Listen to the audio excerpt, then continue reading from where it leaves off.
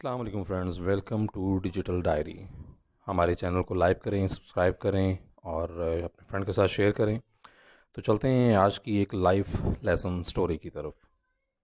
پرانے وقتوں کی بات ہے کہ ایک بادشاہ کے دربار میں ایک نوجوان ملازمت کے حصول کے لیے آیا اور اس نے بادشاہ سے ملازمت کے لیے درخواست دی۔ بادشاہ نے جب اس کی قابلیت پوچھی تو اس نے جواب دیا، میں سیاسی ہوں۔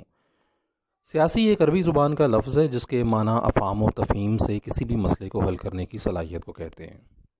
یوں تو بادشاہ کے دربار میں وزیروں کی ملازمت کے انبار تھے، لیکن بادشاہ نے اسے گھوڑوں کے ازدبل میں ملازمت دے دی، کیونکہ حال ہی میں گھوڑوں کے ازدبل کا جو مالک تھا، جو ملازمت پہ وزیر وہاں مامور تھا، وہ وفات پا چکا ہوا تھا۔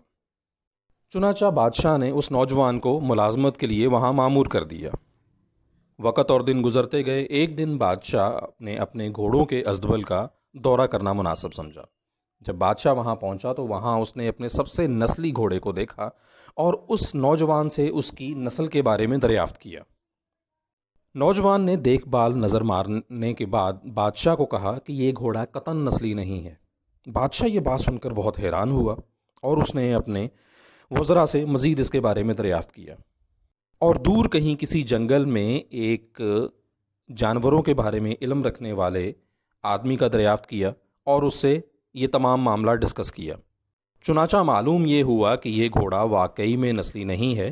بچپن میں اس گھوڑے کی پیدائش پہ اس کی والدہ انتقال کر گئی تھیں۔ چنانچہ یہ گھوڑا گائے بھینسوں کے درمیان میں پلا بڑھا اور وہیں پہ اس نے ان کا دودھ پیا اور چارہ کھایا۔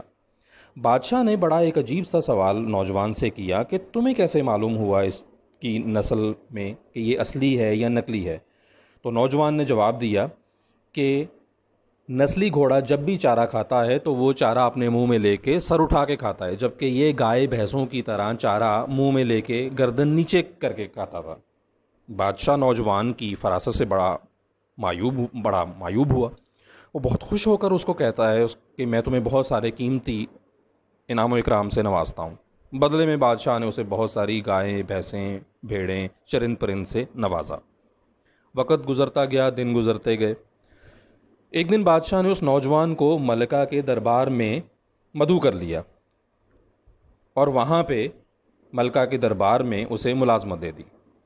چنانچہ بادشاہ نے اس نوجوان کو ملکہ کے دربار میں تعینات کر دیا۔ چند روز گزرے تھے کہ بادشاہ نے اس نوجوان سے ملکہ کے بارے میں رائے لی تو نوجوان نے جواب دیا کہ طور طریقے، رہن سہن تو بظاہر ملکاؤں جیسا ہے، لیکن اصل میں ملکہ ہے نہیں۔ جب بادشاہ نے یہ سنا تو بادشاہ بہت حیران ہوا، گویا اس کے پیروں تلے زمین ہی نکل گئی ہو۔ تو بادشاہ نے اسے کہا کہ تم ایسے کیسے کہہ سکتے ہو؟ جب بادشاہ کو ہوش آیا تو بادشاہ نے اپنے وزراء سے ایک پیغام ملکہ کی والدہ تک پہنچایا اور تمام ماجرا ان کو بتایا۔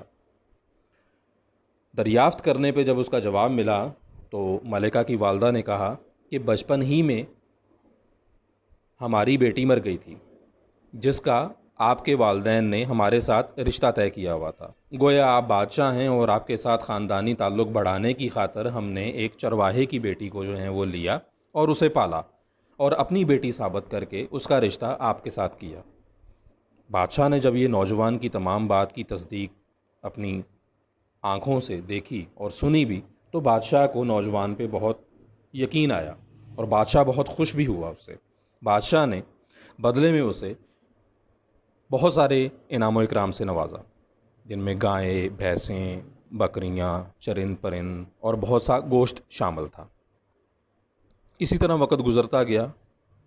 ایک دن بادشاہ نے اسی نوجوان کو اپنے دربار میں اپنے ساتھ اپنا ذاتی مشیر قائم کر لیا، اور وہ نوجوان بادشاہ کے ساتھ اس کے دربار میں باحیثیت ذاتی مشیر کام کرنا شروع ہو گیا۔ چنانچہ کچھ عرصہ گزرنے کے بعد بادشاہ نے نوجوان سے اپنے بارے میں رائے مانگی تو نوجوان بہت حیران ہوا۔ نوجوان نے بادشاہ سلامت سے کہا کہ آپ کے بارے میں کچھ رائے دینے سے پہلے میں جان کی امان چاہوں گا۔ بادشاہ کیونکہ نوجوان پر بہت یقین کرتا تھا اور ماضی کی تمام پیشن گوئیاں جو اس نوجوان نے کی تھیں وہ بالکل درست ثابت ہوئیں، تو بادشاہ نے اسے جان کی پناہ دے دی۔ چنانچہ بادشاہ نے وعدہ کیا کہ تمہیں تمہاری جان کی پناہ دی جاتی ہے۔ اس کے بعد نوجوان نے بادشاہ سے مخاطب ہوتے ہوئے کہا کہ نہ تو تم بادشاہ زادے ہو اور نہ تمہارا چال چلن، تہذیب و تمدن، رہن سہن بادشاہوں جیسا ہے، اور نہ تمہارا برتاؤ بادشاہوں جیسا ہے۔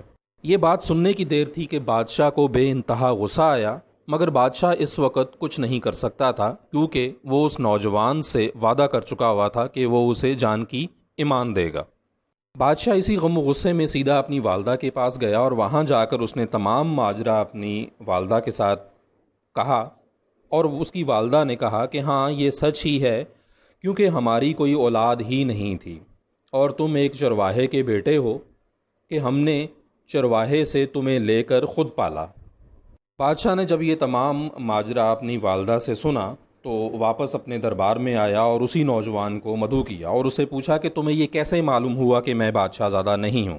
نوجوان نے کہا کہ بادشاہ جب کسی کو انعام و اکرام سے نوازتے ہیں تو وہ انہیں ہیرے، جواہرات، قیمتی پتھر، سونا، ان تمام چیزوں سے نوازتے ہیں، نہ کہ بھیڑ، بکریوں، گائے، بھینسوں وغیرہ سے جو ہے وہ نوازا جائے۔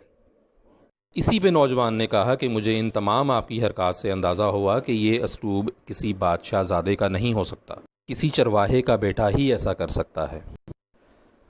کسی نے کیا خوب ہی کہا ہے کہ عادتیں نسلوں کا پتہ دیتی ہیں۔